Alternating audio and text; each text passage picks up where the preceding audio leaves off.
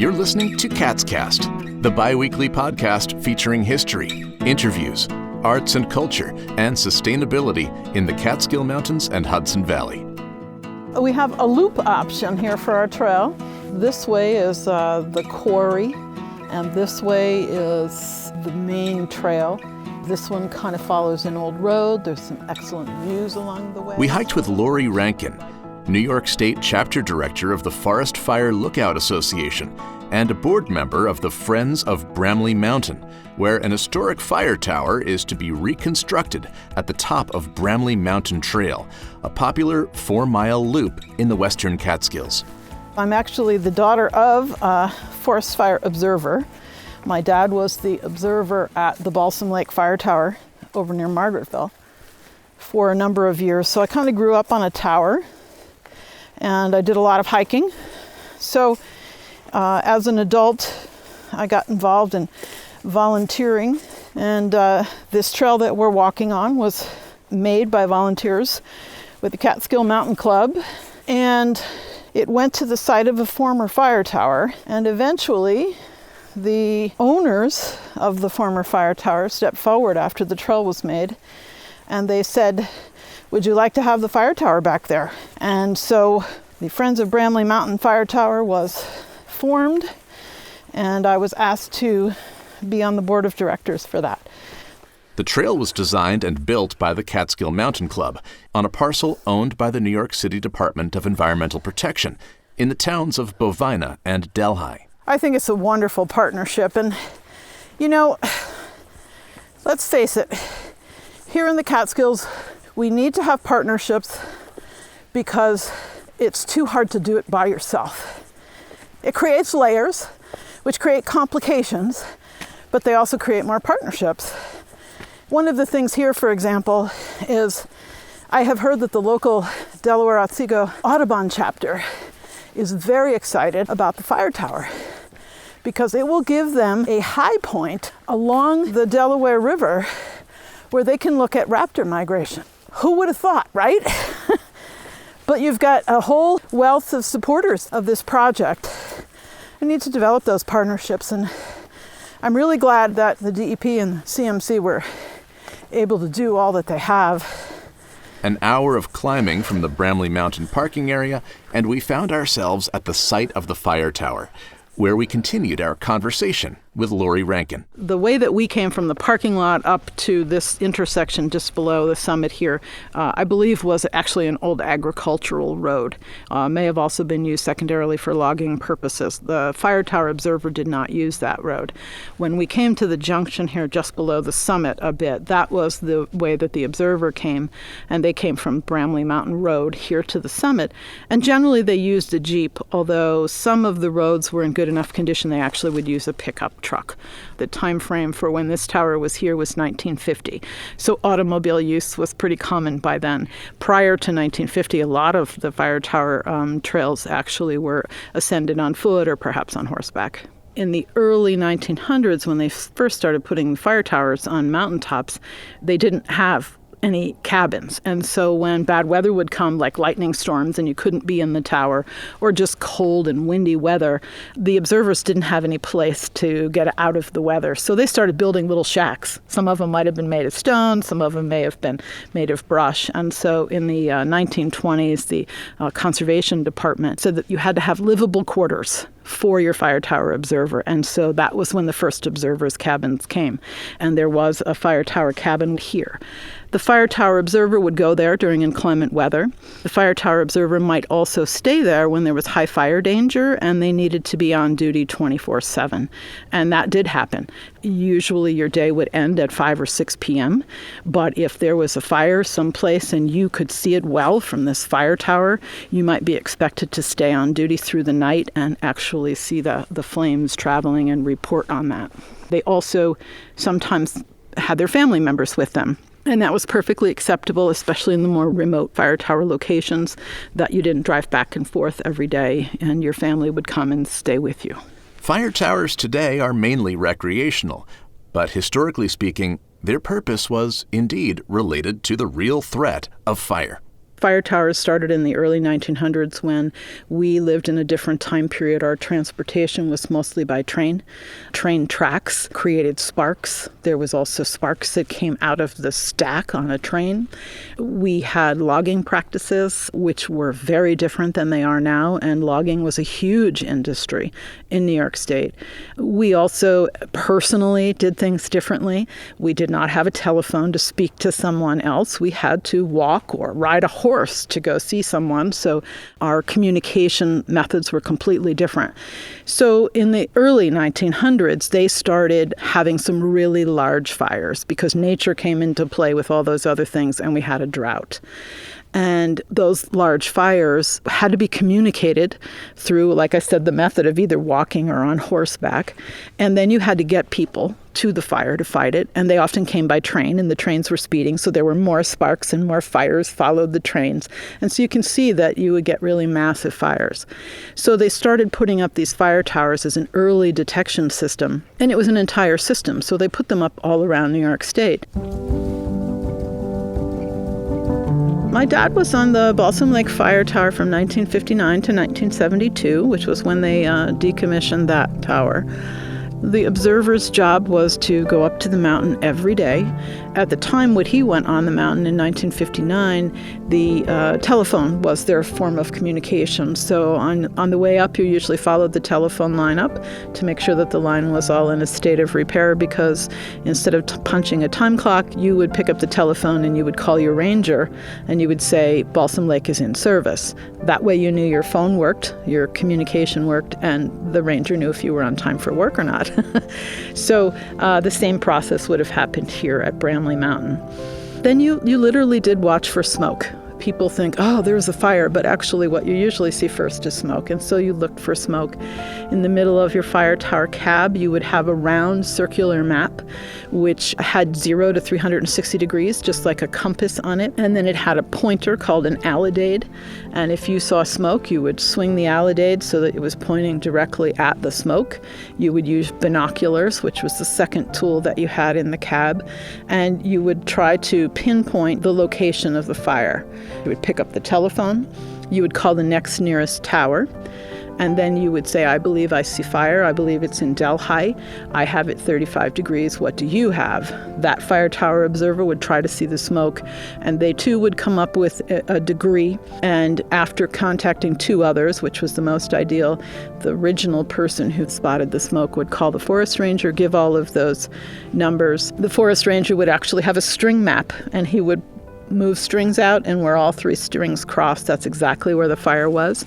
And much like today's GPS coordinates, he would be able to send fire department resources out there to take care of that fire very quickly. We asked Laurie about the transition from utilitarian to recreational fire tower use in the state. Over time, logging practices changed, transportation changed, communication changed, and even our recreation changed over time. So by the time you got here to Bramley Mountain in 1950, you'd had quite a recovery in the New York State Forest, and they were actually looking pretty good again. And they had a lot of green leaves, which means a lot of moisture and less chance of them burning. You also had a much better communication system. In 1950, when they put this up, they created an area that matched up with Otsientha Mountain and Rock Rift fire towers, so that they covered this area completely, all up and down the Delaware River, basically. They had the tower here for 20 years. It was very effective. There were few fires in the area. And by 1970, New York State said, I don't think we need the fire towers anymore. We just don't have the numbers of fires being reported. And by then, we had this other thing going on called a plane. And planes had communication, and they could cover a really large area really quickly. So they decided to go to planes to monitor fires, and they started closing the fire towers. And so that's why this particular tower was decommissioned. There were still a couple of others in the area, and slowly they stopped using all of them, I think all the way up till 1980 before they closed them all in the Catskills.